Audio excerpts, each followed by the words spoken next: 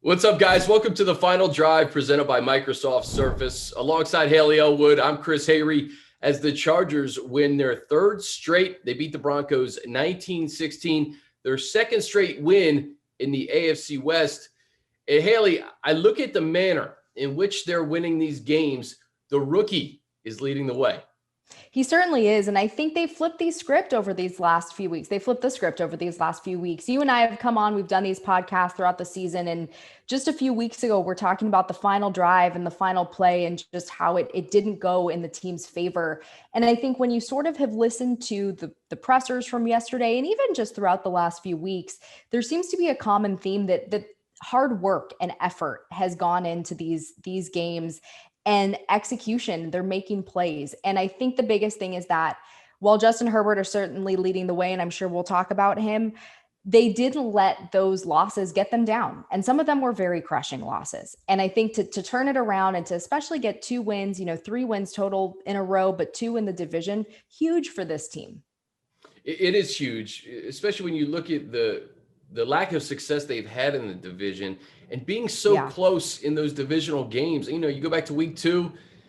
I've talked about the Chiefs game all season long. I mean, that was a wire to wire. You were leading until the final gun.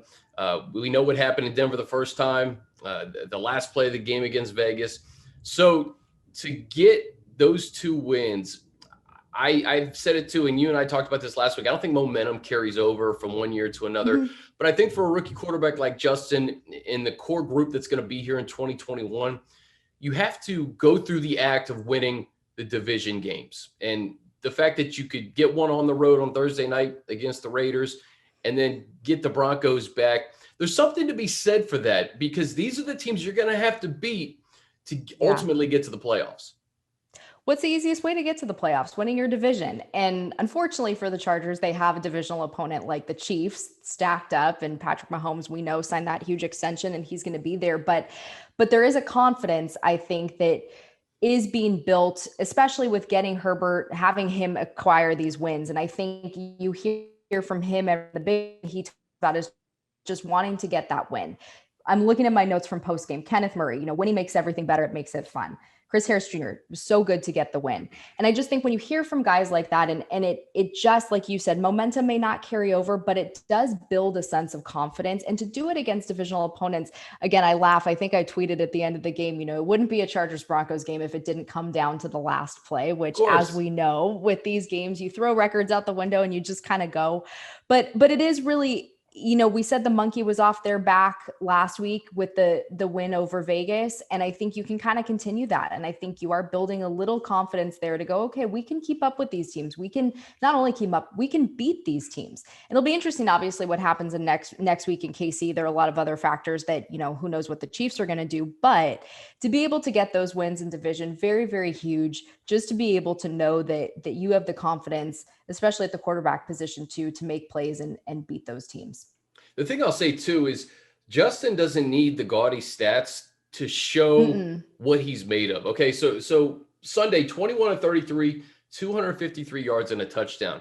It was that final drive though, that coolness about him to hit Jalen Guyton for 23 yards, to lean on his running game, frankly, and Austin Eckler. That 23-yard rush was huge. He has been through these things each of the last 2 weeks. So you don't need the stats to know just how much he's developing. And you have to have that kind of that cool under pressure gene. He's got it. And, we're going to talk about the records. And, obviously he broke Baker Mayfield's passing touchdown records as a rookie. He's on pace to break a couple of more this Sunday against the Chiefs. But I don't need to see the records. I don't need to see the gaudy stats to know that Justin Herbert has figured it out. And when you look at week 2 against the Chiefs to what he is now, he has slowly but surely built the confidence of his teammates and these vets. These vets love him. And then winning, that translates into, okay, this is our guy. And I think it's been remarkable to watch the last month to see him win these games.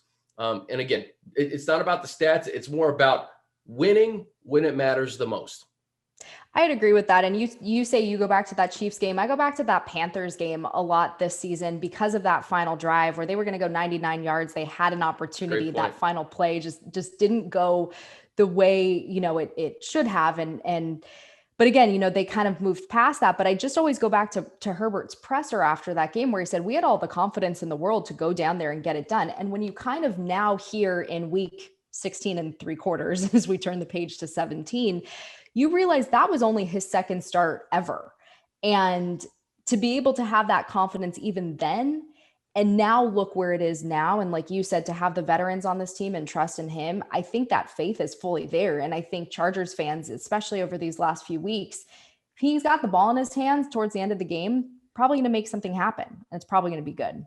Yeah, he's been the same guy. I remember that presser. I think he said, what a great opportunity to go 99 yards. And he darn near almost did it. But that mentality, he's been medium. He's been him, throughout the entire season. And I think that's just refreshing to see. He's not trying to be somebody that he's not. And his teammates have taken to it, and they're winning. No Keenan Allen, no Hunter Henry. You rely on guys like Guyton, who had I think a 29-yard reception in the first half, that 23-yarder on the final offensive drive for the Chargers. Donald Parham, a 26-yard reception. Steven Anderson. Parham, I tweeted this last night. I really think low-key that was the play of the game because at the end of the first half, if you guys remember, Justin was sacked, a fumble. The Broncos could have scooped that and scored a touchdown, or, you get tackled, you get 3 points there, and you get the ball the second half. Instead, Parham, with that fumble recovery, is 13-0 as opposed to 13-3 or 13-7 with the Broncos having the ball back. That could have shifted the momentum, Haley. It's these little things that we don't think about maybe after the fact that, wow, like that was kind of a momentum-saving play. Absolutely. And I'll actually say another one too, and that was Casey's pick in the first quarter, which okay, so there are a couple things with this one. Obviously, he was 3 yards deep in the end zone. Should he have come out? Maybe not. The offense ended up punting off that possession. They didn't get points off of it. But what I will say is you stopped the Broncos from scoring. If they didn't score a touchdown, they probably would have kicked a field goal because they were so close at that point. I forget the specific yardage, but at that point, it would have been 3-3, I believe, at the first quarter. So, and looking towards the end of the game with the final score being what it was, those 3 points loomed large that were left or taken off the board, I guess, conceivably from the Broncos. So one of those where I think to me, that was a play where you obviously always want to gain points off a turnover, but it was because they were so close in scoring position, you saved them from not. And I think that loomed large when you look at the final and you look at the totality of the game and how close it ended up being. That was really, really big. And I think too, with you talk about the offense with no Keenan, no Hunter, you talk about the defense, no Joey, no Uchenna. Obviously there were some, they gave up over 100 rush yards, but then to have Rayshon go out in the first quarter, to have Casey not play in the second half, they strung it together. They ended up, keeping it together. And I just think that was just really big too.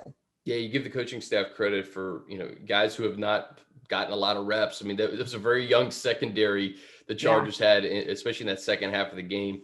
And you know what? You can't. It's tough to fault a cornerback for wanting to take it out of the end zone. I know, because corners have that mentality that they can take it the other way. So Casey got the pick. I never fault a guy for wanting to take it out of the end zone because in that moment you catch it, the momentum, the adrenaline. You want to see what you can do with it. Also, I'd be remiss if we didn't give Michael Badgley some credit for hitting his field goals on Sunday. Obviously, a tough game for him against the Raiders, but you want to see resolve. You want to see guys bounce back. Michael certainly did that, and they needed all of those field goals to win the game. Yeah, they certainly did. Again, when you look at what the final score was, they absolutely did. Coach said he talked to him and they had a conversation and who knows, what came of it. But I think obviously that resolve really, really showed on Sunday. And I think resolve is sort of just the overarching theme of this team in general over these last few weeks is to not have gotten down on some of those really crushing losses that they had and to flip it and turn it around and show that resolve, I think was huge. But to make all his kicks yesterday in a game that was as tight as it was, as close as it was, when those kicks needed to be made, very big.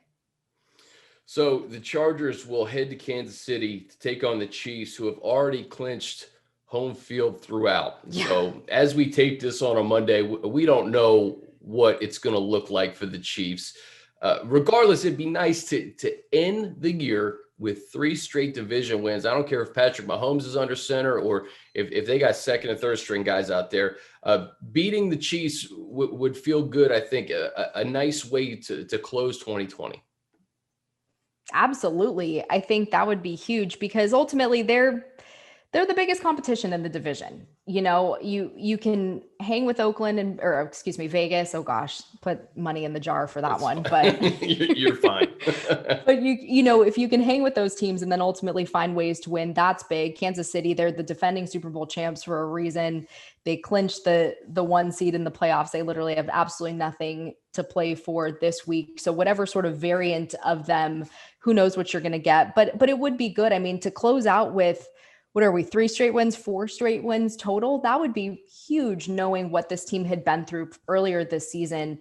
And still, you know, I think even these last couple weeks, they've battled through, like we said, they've battled through injuries, they've battled through some things, and they've found those ways to win. And that would just be really, really big. If momentum doesn't carry over, at least a confidence booster to know that you close the year out and the season out on a really strong and high note. Yeah, I think if anything, the quarterback gets confidence with 3 straight division wins, knowing that you can win in the division and how close you came in the other 3 games to winning as well. So I think that's going to be really big for Justin. And in terms of draft position and all that stuff, my argument is you got the number 1 overall pick in the draft in your quarterback's room right now. So, you know, whether you're picking at 8, 10, 12, 14, just get a starter. To help build this team moving forward. And, you know, the Chargers are very hopeful you get Derwin James and Drew Tranquil and guys like that back on the defense. And you start to build something and you start to win some games and hopefully get to the playoffs in 2021. But it's been an up and down season. It's been a weird season for all of us. You know, normally, Haley, we'd be doing this in person. So weird. Zoom. I don't think I knew much about Zoom in February. That's all I know. Zoom is all I know in 2020, but it's one of those years where you try to take some positivities from it and carry it over into 2021. And I think the Chargers, at the very least, winning their last 4 games, ending on a high note, that'd be a nice way to get into the new year. 100%. And I think too, in a year like 2020, where obviously, you know, we'll do a wrap up next week. And I think we have one more to do after that, but I do want to say, kudos to the NFL for making it through a full season. You know what I mean? We got 1 week left and I'll knock on some wood over here, but at the same time, to be able to not do the bubble thing, to say, hey, we're going to try to play as normal of a year as possible with obviously protocols that were never ending and always evolving and always changing. But I think I give them a lot of credit for being able to do this. And of course there were hiccups along the way, and we saw that happen with other teams, and the Chargers have had, you know, a couple guys end up on the list as well, but to be able to do it and work through it and not have to cancel games and not have to do a week 18. Again, we're very close here, but holding out hope for this final week 17, but to do it in this year, huge. And I think for players to overcome what they did, along with just the COVID side of things. You know, Coach Lynn said at the very beginning or during Hard Knocks, the very beginning of training camp, that whoever handles both will probably come out on top in February.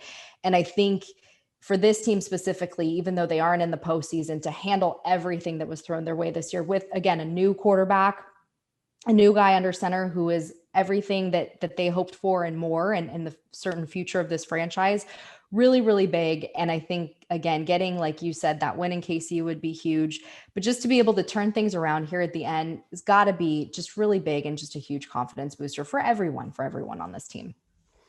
As I left SoFi Stadium last night, I was just looking at the stands and be like, man, I cannot wait till next year when this place is going to be packed. This was kind of a trial run for a lot of us to get to the stadium, learn the stadium a little bit.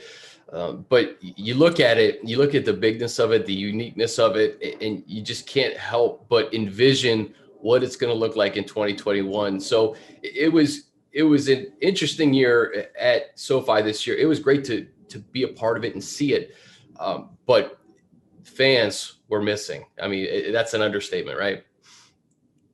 Complete understatement. Can we also talk about just how crazy it is that the home games are done? Like that this season just came and went. You know what I mean? That it Yeah, was weird, like you said, leaving SoFi yesterday and being like, okay, that's it on the that's home games it. for this year. And it's so funny because as familiar as I think I am with certain places and parts of that stadium, definitely not with the whole thing. I feel like next year is going to be, this was a little bit of that trial year. Like you said, next year it's going to be the full sort of experience and it's going to be awesome. You know, hopefully next fall we are in a much better place as a country where fans can be there. Fingers crossed. I think everyone's hoping for that. And I just think it's going to be really, really cool. It was cool just to, you know, for those of you who were watching or listening, who weren't at games were run like a normal game. You know, Mhm. graphics were being shown and videos and spots were being bumped on the video board. So for those of us who were at SoFi, we were there like it was any other game. The PA announcer was still there and it was really, really cool. But I think that if we ever took fans for granted before, that was certainly the case because their energy, their vibe, everything that they bring to a game was absolutely missed in 2020 and will be a huge, huge part of 2021 and beyond. Can't wait for it. Well, we got one more on the road against the Chiefs. The game was changed from a 10 a.m. game to, is it 105 or 125? 125. 125. So, all right. So there you go. If you were tuning in at 10 a.m., you want to wait maybe 3 hours. Not going to get it. You're not going to get it. But always appreciate you guys hanging with us on the final drive presented by Microsoft Surface. For Hayley Elwood, I'm Chris Hayre. Have a great week, and we'll see you next Monday.